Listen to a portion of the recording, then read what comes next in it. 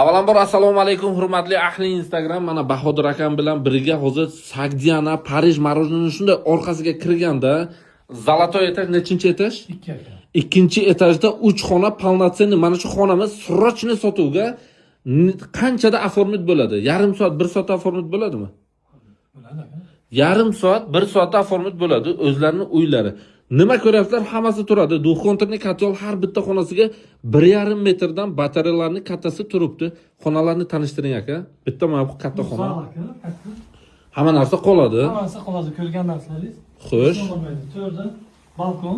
Ha, balkon bu yerga mebel turibdi. Balkon trezasi bor. Trezasi bor. Buni orqasida radiator turibdi katta.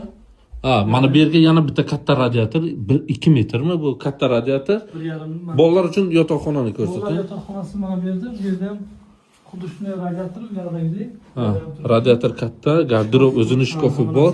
Ana endi kuxnyani ko'rsatamiz. Zolotoy etaj 2-qavatda joylashgan, vasha gap bo'lishi mumkin emas. Narxi vasha budjetni mana shu uy 3 xonalik nech pulga arziydi? Zolotoy etaj, duxontirni katyol. Duxontirni o'ziniki, davlatniki emas. Ha, o'ziniki, davlatniki emas. Narxini nech pulga qo'yamiz aka? Aka endi hammaga 64 deganimiz to'g'risida. Hammaga 64,5 ming deganlar bu kishi realtorlarga, lekin sizni hurmatingiz deyaptilar 63,500. Yana sunnatiga muvofiq meni podpischiklarim kelsa tushirib berasiz. Rahmat, xudo xolasa kimga qiziq bo'lsa, pastdagi nomerlarga aloqa chiqaverasizlar.